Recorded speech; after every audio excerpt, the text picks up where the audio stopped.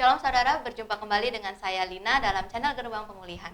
Dan kali ini kita akan berdiskusi mengenai salah satu game yang sudah di-download oleh lebih dari 100.000 orang di seluruh dunia.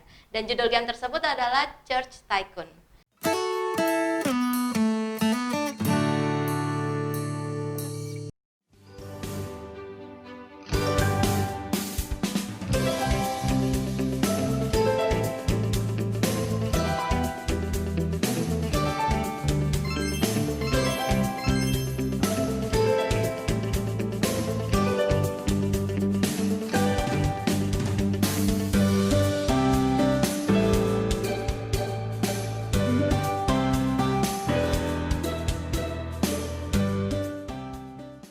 Langsung saja kita bertanya kepada Ketua GRM Ministry kita, yaitu Bapak Evangelis Jamino Widi Sulistija.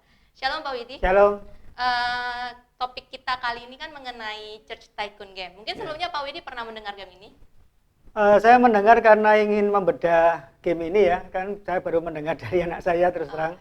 Dan ternyata anak saya bercerita bahwa game ini ternyata menggambarkan gereja gitu, makanya saya download untuk materi ini. Ya, saya juga kurang lebih 2 bulan ini mengetahui game ini dan saya juga sempat memainkannya karena ya saya penasaran juga nih isi dari game ini itu seperti apa. Lalu bagaimana tanggapan Pak Widi sendiri mengenai game ini? Tanggapannya ada dua ya setidaknya ya, kita bisa dekati dari sisi positifnya. Kan kalau kita tahu di dunia ini kalau ada sisi positif pasti ada juga sisi negatifnya ya. Nah sisi positifnya saya lihat itu ada dua ya. Yang pertama yaitu sebagai satu karya seni imajinatif kita patut apresiasi sih ya.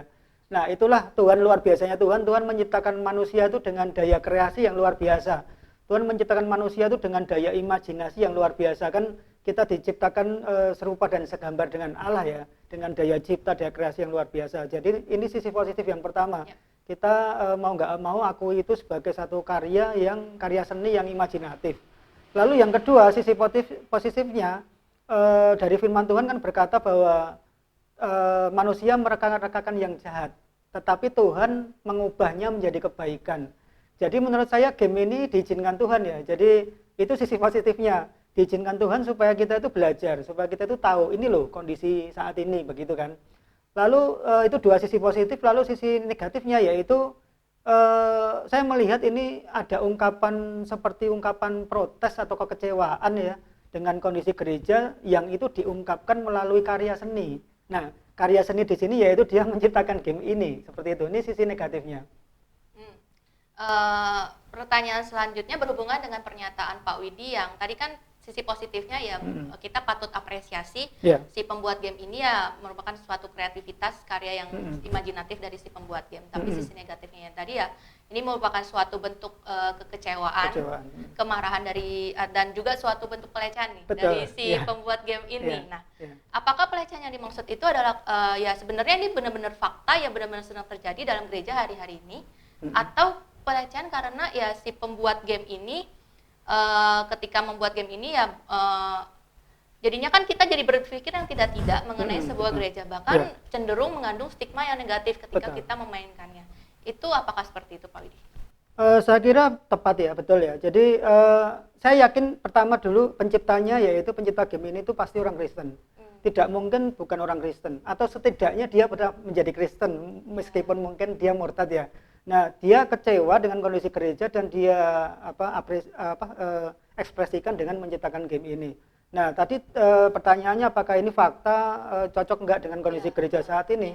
Saya pikir isu tentang bisnis gereja itu sudah lama ya sebetulnya. Cuman orang mungkin enggak menyadarinya atau bahkan baru terdengar saat ini. Saya pernah punya teman bisnis dulu ya. Jadi teman saya ini kebetulan dia bukan dari kepercayaan Kristen, dia dari agama lain.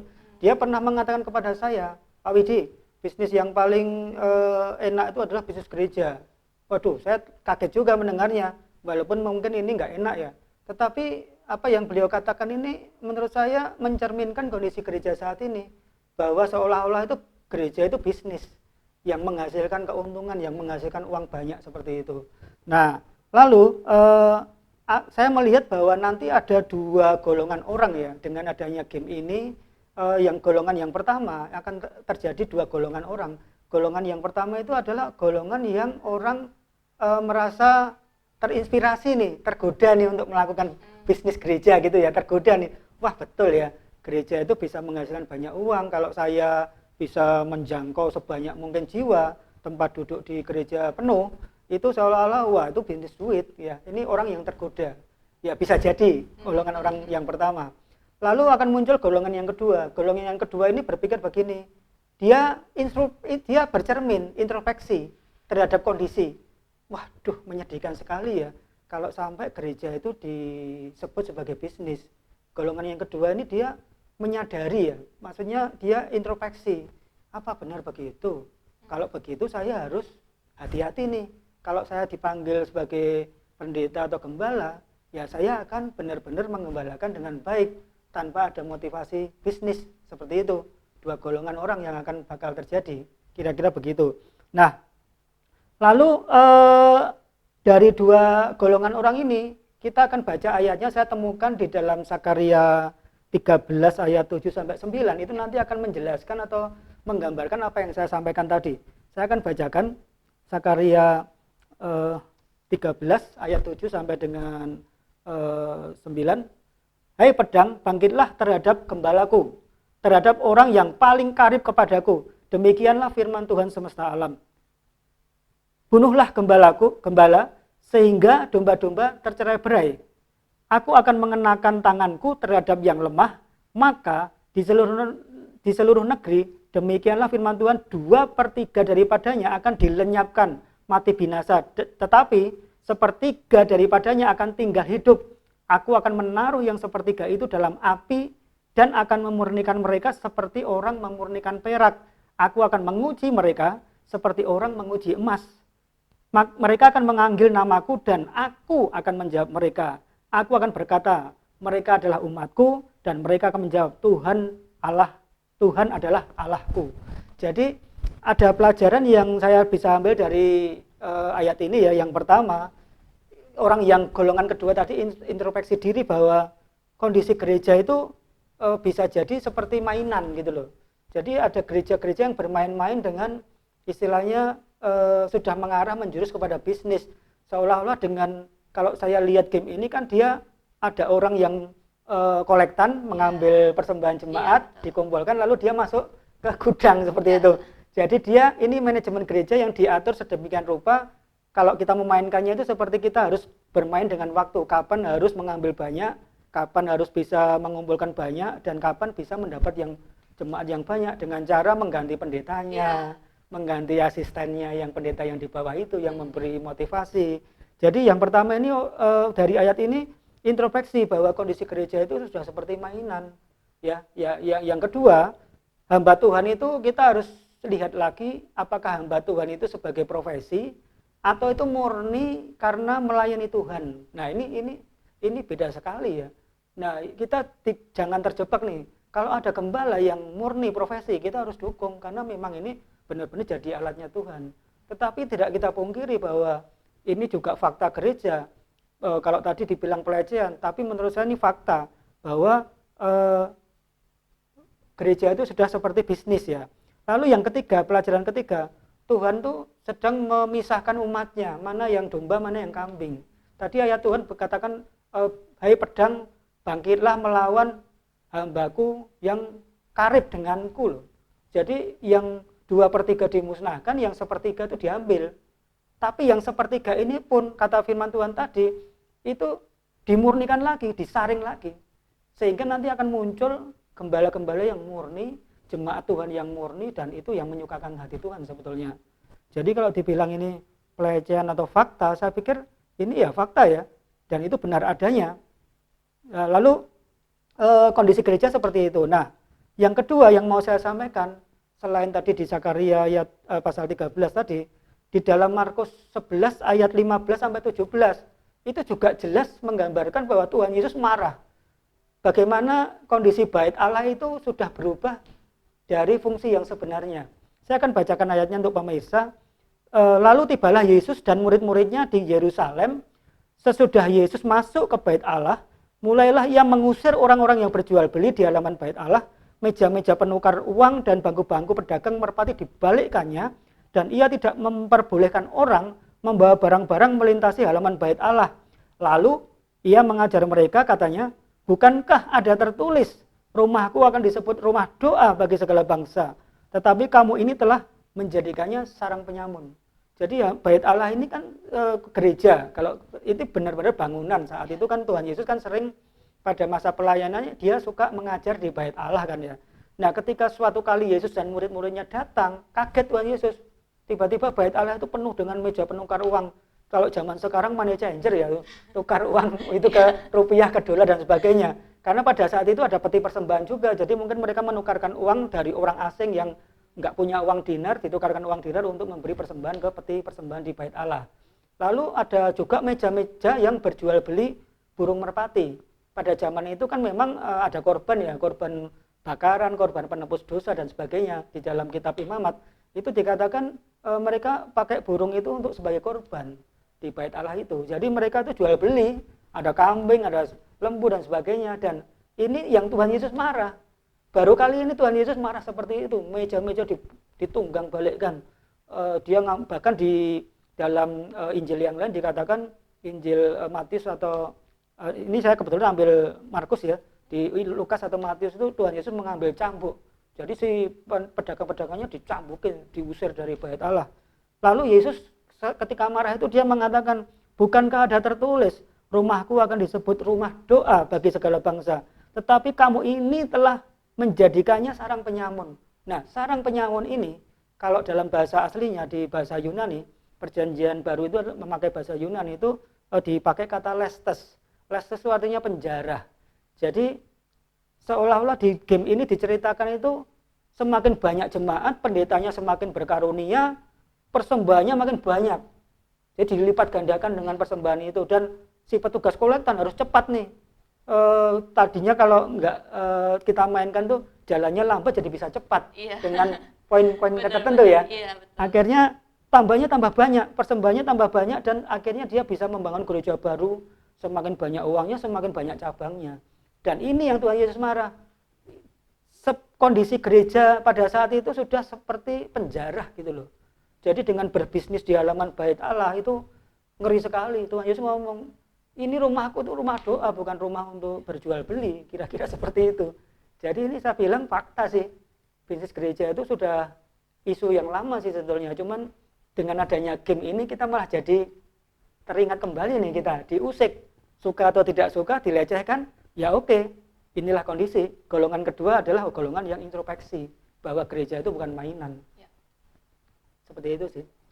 Berarti sebenarnya dari si pembuat game ini kan mungkin merasa kecewa terhadap gereja-gereja hari-hari ini, atau mungkin dari gereja yang tempat dia bertumbuh, dan dia meresponinya ya dengan membuat game ini. Dan sayangnya ini benar-benar fakta yang benar-benar sedang terjadi dalam gereja-gereja hari ini. Dan biar kita tadi ada golongan 1 dan golongan 2, biar kita menjadi golongan yang kedua. Introspeksi kita saling introspeksi, kita bercermin, jangan sampai contohnya ketika kita melayani Tuhan, ternyata ada embel-embel sesuatu di belakangnya, kita mengharapkan sesuatu, tapi biar kita melayani Tuhan ya kita tulus, kita murni untuk melayani Rajanya kita. Seperti itu ya Pak Widi. Nah, pertanyaan terakhir nih Pak Widi. Sebenarnya boleh atau tidak sih kita memainkan game ini, terutama kan kita sebagai anak-anak Tuhan ya. Itu bagaimana Pak Widi? Ya, ini pertanyaan menarik ya. Boleh atau tidak, saya kira supaya pemirsa juga dapat kesimpulan ya. Jadi kalau ditanya, saya mulai dari saya dulu, saya pribadi.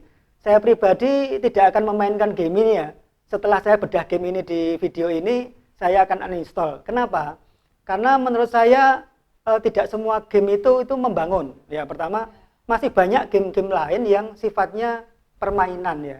Jadi kalau saya main game pun, saya akan memilih game-game yang sifatnya hiburan yang benar-benar permainan, dan saya pikir mendidik juga gitu ya. Kalau saya pelajari game ini kan sebenarnya jenuh juga ya. Kita tidak bermain banyak sebetulnya, karena dia hanya tujuannya mengumpulkan uang yang banyak, kemudian bangun gereja baru, Injil diberitakan, padahal sebetulnya pertanyaannya apakah betul Injil diberitakan kan? Itu kan jadi misteri juga. Gambar-gambar di belakang pendetanya kan Pak? Iya, itu kan gambar-gambar detail sekali. Saya akui game ini detail sekali loh, menggambarkan manajemen gereja, ada Roh Kudus, ada apa istilahnya kursinya bisa tambah ke belakang dan sebagainya. Kan kita melihat hari-hari ini kan gereja kan suka ada istilahnya persembahan di luar persembahan utama, yaitu pembangunan gereja gitu ya. Ya saya sih nggak bilang bahwa itu salah, karena mungkin semakin banyak jemaatnya kan kapasitas gereja sudah nggak memadai lagi. Nah, kembali ke pertanyaan tadi, apakah game ini boleh atau tidak? Saya akan download game lain yang masih banyak game lain yang istilahnya permainan menurut saya. Kalau saya ikut memainkan game ini, berarti saya ikut tercebur di dalam permainan bisnis uang di dalam gereja. Karena kenapa saya bilang begitu? Pikiran saya lama-lama diracuni nih oleh game ini. Wah, asik juga ya nih. Game ini bisa mendatangkan banyak uang. Saya semakin puas dan itu kondisi yang terjadi. Seolah-olah saya ikut mendukung, nggak gitu. Padahal sebetulnya kalau kita punya sikap untuk tidak mendukung kan seharusnya tidak memainkannya seperti itu ya. Jadi bukan boleh atau tidak boleh memainkan game ya. Tapi khusus game ini saya hanya download untuk kepentingan bedah game ini di materi hari ini. Lalu ingat bahwa main game itu selain meracuni pikiran kita ya, kalau itu gamenya nggak tepat ya, itu juga sifat game itu kan adiktif ya. Di perkenalan game Church Tycoon itu kalau Anda baca di dalam bawahnya itu di deskripsinya itu memang game ini mengasihkan, dia ngomong gitu. Game yang menantang, game yang mengasihkan itu kan adiktif. Ada kata adiktif di situ. Jadi game ini jangan sampai membuat kita itu lepas dari game di luar Tycoon ya, Church Tycoon ya. Jangan sampai game itu membuat adiktif kita sehingga menyeret kita sehingga kita tuh seluruh waktu kita untuk memainkan game itu sampai kita lupa doa, kita nggak punya waktu lagi untuk membaca firman Tuhan. Lah itu salah ya, lepas dari game ini. Jadi hanya masalah ini saya sih nggak akan main, saya main game lain yang menurut saya yang lebih pas gitu ya. Karena tidak semakin kita mengenal Tuhan kan harusnya semakin berhikmat, semakin selektif sehingga kita tidak asal memainkan game.